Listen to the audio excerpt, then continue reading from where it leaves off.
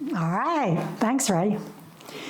So a number of years ago, I was invited to a storytelling festival down in New Zealand.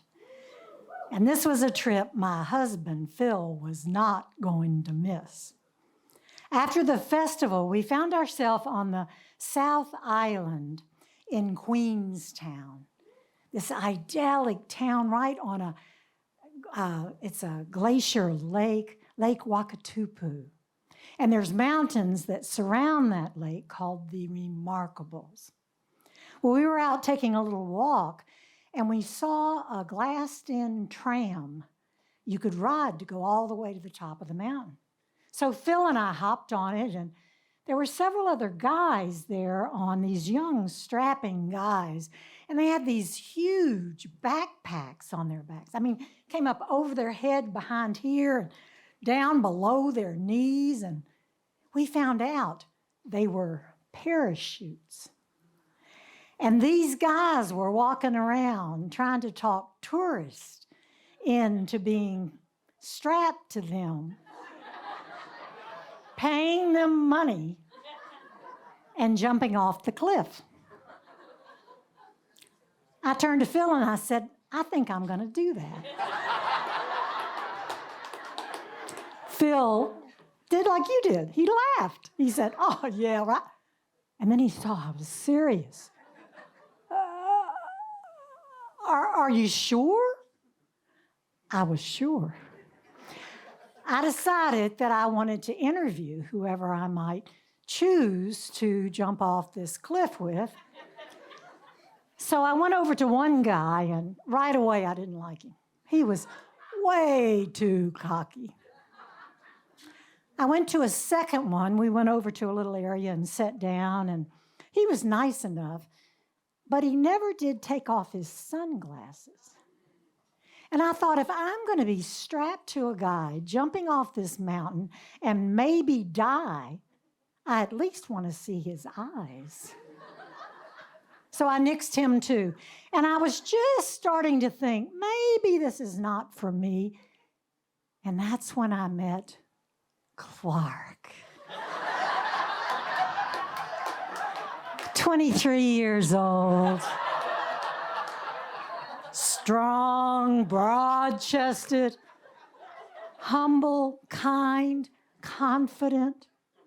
I said, sign me up. Phil was shocked.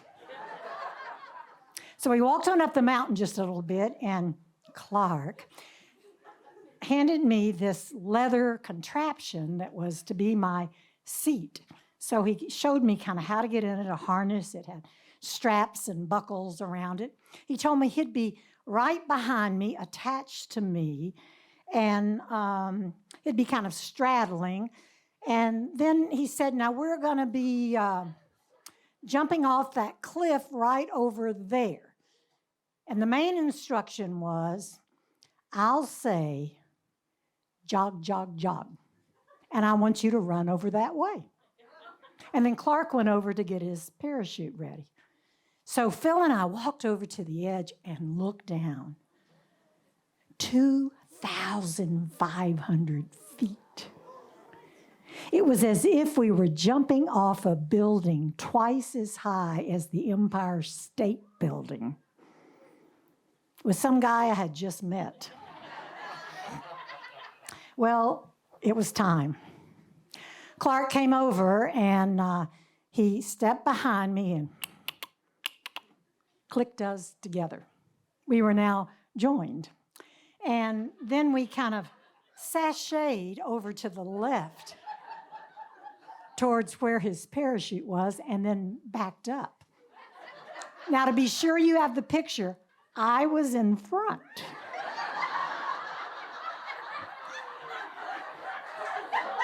He reached down and attached himself to the parachute on this side, reached down the other side, attached, came over my shoulder, and a gentle whisper said, Connie, jog, jog, jog. And I started running. Now, I need to tell you, I've always had a sense of adventure with travel and such, but I am not a risk taker. I have to be talked into getting on the Ferris wheel. So this was totally out of character. Phil is still shocked, standing over to the side. We had walked over there together to look, and still I had this big smile on my face. There's a video of me, and he says, "Are you ready for this?" Yes. So here Clark was. He bent over. Oops, there we go. And 1 step, 2 step, 3 step. I felt the air filling up that parachute. My feet were off the ground. I was flying. My life was changed. All due to Clark. I was dazzled.